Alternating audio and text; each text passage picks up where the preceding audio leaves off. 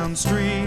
I like to meet my friends there every week, and I know we'll talk about some facts and things, history and science and some crazy shit. Talking it out with Alan, Ben, and Nick, and I know that it's gonna be a weird-ass show. Ooh, insanity abounds. Ooh, the world is spinning round. Now we're gonna break it down. I'm Ben. And I'm Nick. This is Informed and Confused.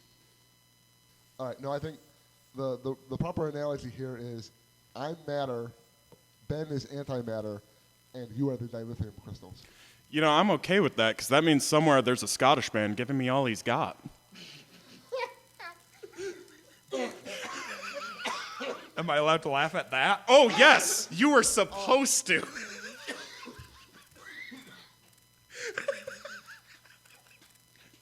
I'm all right with it. Can he throw a tantrum and a football?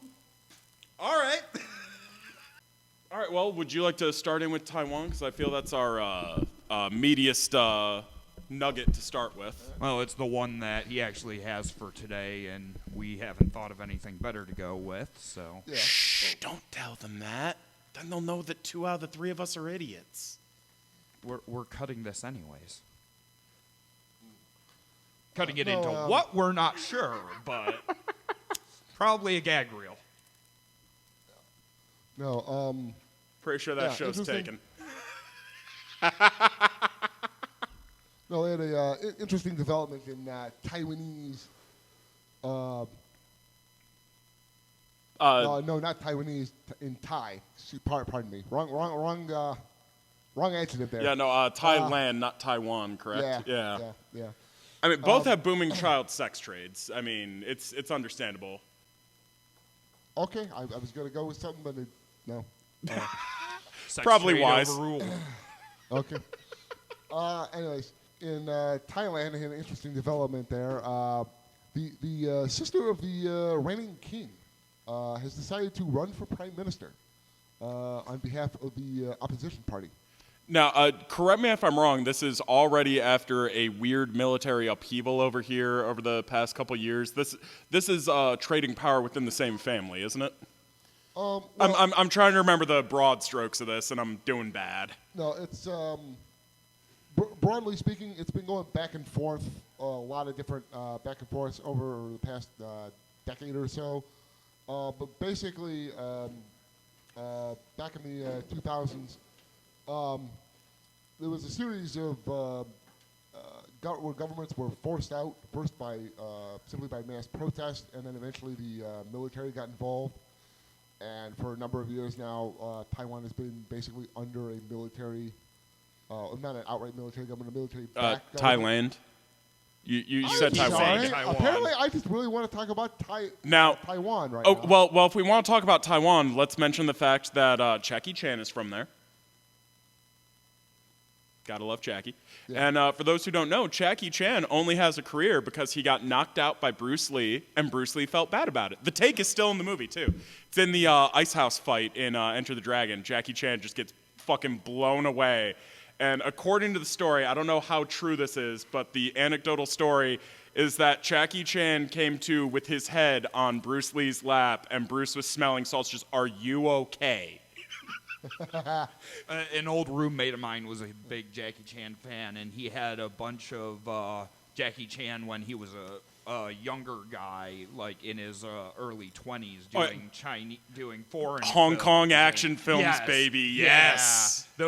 Those are some of the best. Drunken Master and Crouching Eagle, Flying Snake, I believe, is the other really good early Jackie Chan. Drunken Master is great. Drunken Master is definitely the best. Jackie out of all Chan's of them. not a drinker. If you ever want to see that man acting the fool, just getting wasted, watching cats jump around, love it. Yeah. But back to Thailand. Steven Which I Seagal's think favorite vacation spot. Why would you mention that? Do you really think anybody out there gives a shit about Steven Seagal? I know for a fact some people do. Do you think we should really care about those people? I mean, after all, they care about Steven Seagal. Well, as in this reference, it's to Steven Seagal fucking children. Yes, we should all care, and we should stop him. I cannot refute that. Can't argue with that. Wasn't there something about Thailand and a queen or something? That would be the topic we're here to discuss. Right. Can we get back to it? Yeah. Okay. Welcome to the confused portion of the podcast. No, I'm pretty sure the confusion was Thailand versus Taiwan. Yeah. Okay. So yeah, the queen of the sister of the queen, the sister of the king of Thailand, is running for prime minister as representative of the opposition party over there, which presents a couple interesting things. The first one is the current government over there, which I believe it is still a civilian prime minister, is a basically a government puppet. Or government, or not government. Military. Military Whoa. puppet, operating off of a constitution that had been written up by the military. Yeah, no, not to interrupt, but to my understanding, as far as like civilian police forces in Thailand, to my understanding, that had been subsidized with their military for decades now. To my understanding, that actually predates this issue, the high level of military presence in their society. To my understanding, that's a thing that's been going on. Well, yeah, Thailand, going much further back, Thailand has had a history of military interference in its government. The sad thing was it had a fairly solid, long period there where it actually had solid civilian government going for a while before this all unfolded. But so given the fact that the current government is basically backed by the military, operating off of a constitution written by the military, the parliament, or as part of it, is appointed by the military. The general idea, from the standpoint of the opposition party from having her run, is that the Thai royal family, much as in a lot of other countries that are monarchies, Britain, so forth, is held in high enough esteem, revered enough by the population as a whole across political lines that if it was somebody else, the military could throw her in jail, or smear campaign, or just rig the election. Here, there's enough prestige around her that the idea is that they'll feel compelled to leave her alone and let her do it. In fact, I've heard at least one commentator make the point that they might even be afraid of even running a candidate against her. Oh wow, that's not every day that you see that level of opposition. I mean, I'm trying to think of any time in the U.S. where there's been a look, we cannot field someone against this. Like Washington. I feel Washington is the exception to literally every single rule because it was the first time. Well, like it's an apt analogy though. The man was revered on that level. But it is an apt analogy. I'm just gonna take a moment here. Totally unsponsored plug. Weird History. It's a done by the same guys who do stuff they don't want you to know. They just did an awesome two-parter on Washington. Yeah, I learned a bunch of really interesting things. Yeah. But, What I didn't learn in school, I learned from Assassin's Creed, so it's wrong. What are you talking about? The tyranny of King Washington? That was totally historically accurate. The Tyranny of King Washington? Yes, that's the name. Expansion for the Assassin's third game. 3. Yeah. Where you're playing as a Native American. Forgive me if I've got this wrong. I believe he's Sioux, but I could be entirely I believe you're wrong. Right. Well, his mother was Sioux. His father was a Brit. It was either Sioux or we're culturally insensitive assholes. Don't write me. I'm Cherokee. I'm just bad at it. But essentially, the added-on DLC was entitled "The Tyranny of King Washington," and it's a what if of if Washington was evil. Well, because you also have to remember Washington was a Freemason, and they've tied the Masons to the Templars in Assassin's Creed. So the idea was, well, what if Washington was on the opposite side of you the whole time and was just trying to establish a new monarchy and dictatorship in the United States, and you have to stop him? like a true Native American son. American!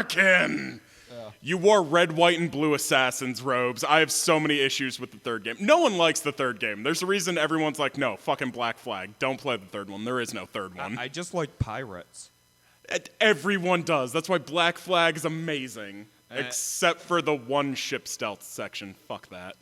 All right, no, but There's a few ship stealth sections that are just bullshit. Oh, no, I'm talking about the one through the bog with the fucking watchtowers where it's fucking scripted. You can't have your guys singing sea shanties. What's even the point then? Alan, you had a point about Thailand? Or was it Taiwan?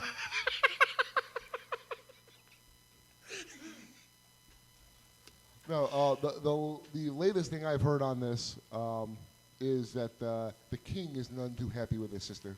Well, I would imagine so. She's running opposed to him. Well, no, not to him, but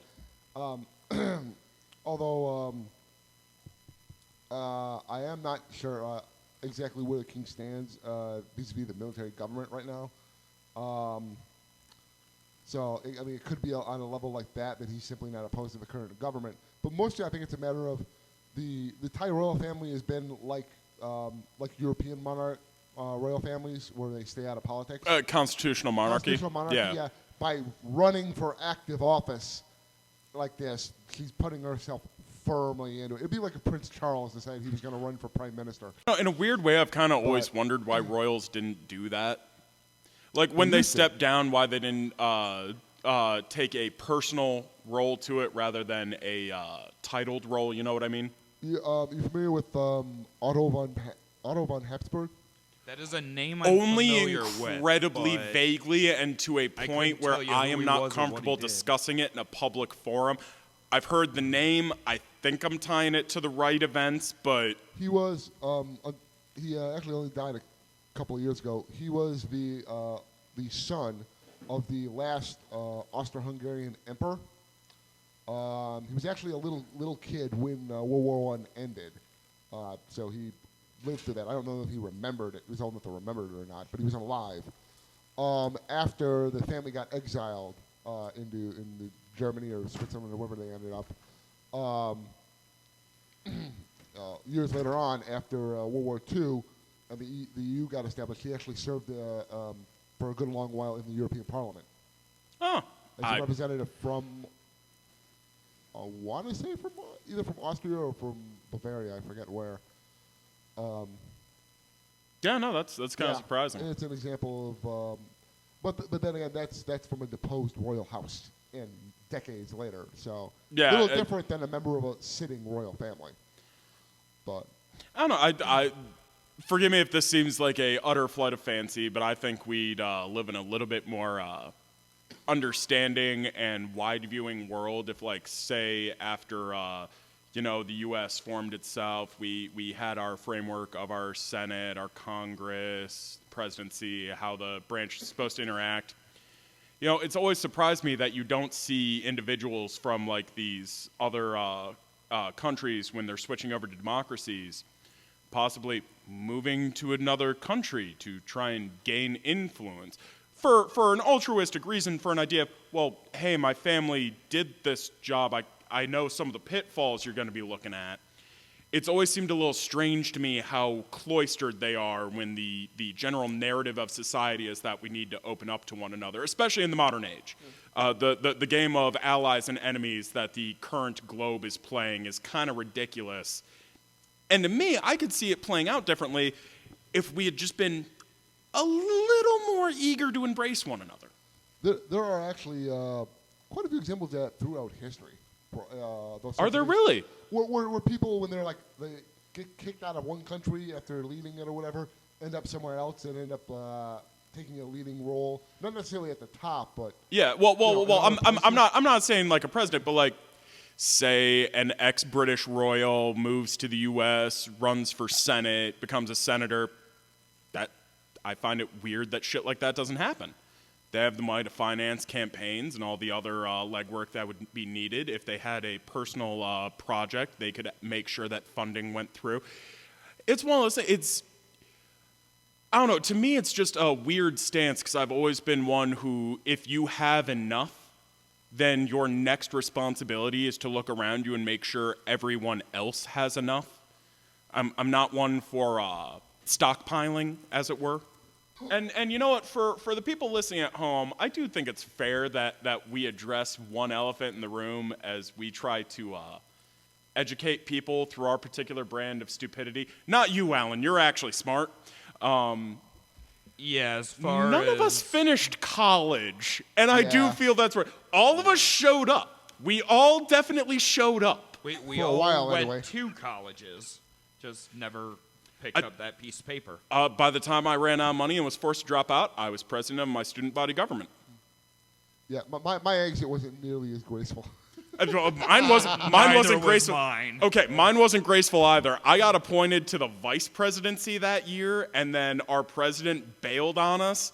And then about 6 weeks later, I had to walk up to our staff appointee, our liaison, and be like, "I'm not here anymore." I'm not opposed to this. I understand going to the parliamentary meetings, discussing things with the school board and all that. I get that. I'm not a student now. I'm sorry. Yeah, I feel bad for whoever was our PR officer when I left because they got shoved into it. And I started as PR officer, which was literally just like opening up like Microsoft PowerPoint documents to create like posters and shit. That's literally all it was. I just had to come up with ads for shit and show up at certain events with my camera to be like, yeah, no, shit happened. Like the most notable thing from my time in college was one Halloween we did a ghost hunt because the Southfield campus for OCC was a TB ward at one point in time. We fucking saw nothing. But as a complete aside, and I think a segue into our next topic that is far more confusing than informative, I saw a ghost at that campus. Really? No one can fucking convince me otherwise. I don't care what anyone has to say on this. I saw a fucking ghost. Would you guys care to indulge me for just a moment? I just gotta say, I gotta hear the hold on. ghost story. Before you continue, I gotta say, Ben, that sounded more like a bad pop singer than it did a ghost. It was supposed to sound like a theremin. Dude, I got shades of Mentalk the Mind Taker from Harvard. Yeah. Yeah. Yeah, no, that was supposed to be the theremin, the thing that it's electromagnetic, and depending on where you move your hand, The world's only true electric instrument. Yep. But to my ghost story, so I used to take Saturday morning lectures. When I was in school, I liked to do the big lectures early in the day, go to class once a week, and then have a week to do whatever with what we were working on. That just worked best for me. It let me parse things out. But that meant every Saturday morning, I had to be out there for English at 8 o'clock in the morning. I get there early. I go to the bathroom on the first floor on the farthest building to the back of the campus, which is technically one of the newer buildings, but it's built onto one of the originals. It's still connected to the steam tunnel system. Some of the upper floors were part of the TB ward. As I'm coming in, I'm headed to the bathroom, and I can see ahead of me, it's a straight shot hallway, real long view. I see a janitor with a metal cart go into the bathroom I'm about to go into. The important things to note here: this janitor was in brown coveralls. And at the time, I was dating a student whose parent worked as part of the custodial staff for the college. Their uniform was not coveralls. It was slacks and a school polo. So, wrong uniform. A cart made out of a material that they weren't using. They were using the plastic ones, lighter, easier to replace, all that noise. Right. Goes into this bathroom. I go in immediately behind. There's maybe 15, 20-second delay between when they go in and when I hit that door. There is no one in that bathroom. There is only one door in or out. I don't care what the fuck anyone says. I saw a janitor from when that was a TB ward still doing the rounds. It is quite possible that you experienced something. I mean, the number of people out there who have experienced something, even though we have no way of recording or, because I'm sorry, there's too many problems with recordings and stuff. Ghost hunting is a funny hobby to me. Ghost hunting is fun, but all of the actual recorded material you get ghost hunting is worthless. You know, I never actually did go through the audio recordings. We may have gotten an EVP, and I'm just an asshole. The problem with EVP is that the way you do the recordings and stuff, even if you're using electric, there's enough background noise that something that is completely legitimate passed through enough distance in a tiny microphone speaker can sound like something completely different. So you're looking for ghosts in recordings when you're just letting your imagination fill in the blanks. Oh, yeah, no, that's... It's been proven on numerous occasions and talked about by actual professional ghost hunters, the fact that, this isn't really proof. Yeah. This is just fun. Well, and that's one of those things. While I'm convinced I saw something that I cannot even fathom how to explain, and my first reaction is, that's a fucking ghost. I'm not going to say I believe in ghosts, because that is a step too far, but I have zero fucking explanation for that event. Zero. Well, it all comes down to what is a ghost? How do you define ghost? You know, there are different ways of looking at it, some of which are more plausible or comprehensible than others. Now, is that the actual janitor's soul, and he's like, secretly sitting on classes and, reading people's Twitter feeds and acting like that? He's getting him that edumacation. Or is that just some sort of, residual neural energy or something like that, for a split second produces some sort of effect in the human brain that causes you to... Well, and my story is much more one like that. I don't know that I've ever told you what happened. You've told me a few weird stories from your sister's house. I have a few from my sister's house and from other buildings, because when I was living in my sister's house, my sister and I both got well acquainted with a local group of I like ghost this hunters. Thailand and ghosts. That's an episode. But in one of our house explorations, I ended up pulling the straw to go down into the basement. And so I'm down there with a red light so I can at least see around and not trip over anything. And I've got my recorder and a little night camcorder and whatnot. And I didn't hear anything. I didn't see anything. I was down there for about an hour and a half. When I came back up, one of my friends in the group goes, "Hey, Ben, what happened to your shirt?" "What do you mean?" And I stripped the shirt off, and on the back of the shirt are about 3-inch long cuts in the back of my shirt. At this point, my buddy starts freaking out because I have 3 bleeding lines on my back. And at no point did I feel any contact.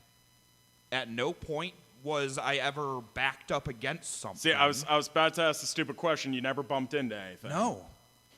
I never had my back against a wall or a pillar or anything. That was the point of having the red light, so that I could not bump into things. No, that's spooky. Well, I'm curious, Alan. Have you ever had a experience that made you question what you saw?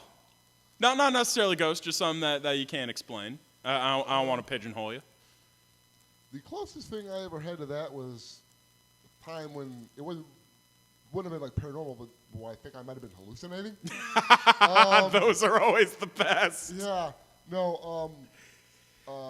Back when we were living in the house I grew up in, there was one year where we had a really, really bad carpenter ant problem. Yeah. And the little fucks started making their way into my bedroom. Well, yeah, you know the real bitch of ants? For every one you see, there's 1,000 you don't. Yeah, no, there was several there. And it started getting so bad. I mean, we were putting out traps and all that, but it didn't seem to be doing something. And I think I started trying to set up like in my closet or something. And it just got to the point where I started getting paranoid about it. Because I had a couple of times in a row where I woke up with one of them crawling on me.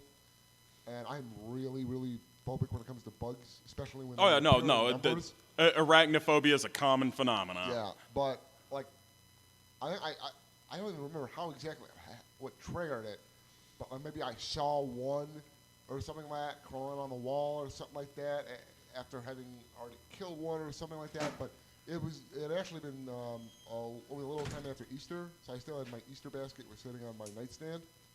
And all of a sudden, I look over the Easter basket, and I could have sworn there was like more than a half a dozen of them things just crawling on the Easter basket. Oh yeah. And I just kind of ran out of the room to get something to deal with them, and then I came back and nothing, just nothing. I looked all around, and there wasn't a single bloody ant anywhere. I can actually tie that to a documented paranormal experience that a lot of people claim is utter bullshit. The Amityville haunting. They had a huge fly issue in the middle of winter in that house. And it's documented. People saw these fucking things. Yeah. Nobody's sure where they came from. I've heard under the floorboards. I've heard a couple scientific explanations that make perfect fucking sense, but there is so much to the Amityville haunting that is suspect. Yeah. Well, no, because I would say we've had fly issues in early winter before. No, this was like dead of a New York winter in a coastal area, so they're getting buffeted by freezing ocean winds. Like, no. And this rooms is full of flies. They had a dock on their backyard, and I don't know how familiar you are with lake effect wind, but no. This was not a place for, like, this particular thing to happen. Well, and it was enough time since any egg sacs or anything could have been laid and planted that there's no realistic way that those could have all been like a hatched fly. Oh yeah, well, whatever. Oh yeah, and yeah. people want to tie it back to the DeFeo murders and saying like they didn't do a good job cleaning up. Oh fuck you! If I'm remembering correctly, it was 4 years between the DeFeo murders and when the next family moved in. Yeah. Yeah, no, I'm sorry. Flies have a 72-hour life cycle. Fuck that. They did not have 80 generations in that house while it was on the market. That's no. Yeah. Well, and I mean, as far as weird ghost stuff goes, I mean, anyone who's walked through a graveyard after night has some spooky stories, even if it's just their own paranoia and imagination running away with them. Yeah. Oh yeah, no, it's real hard to go through a graveyard without being spooked. Well, we started out talking about Thailand, and half an hour of various tangents in. We are now on ghost stories. I think that I'll about cover it for today. This has been Informed and Confused. Thanks for listening.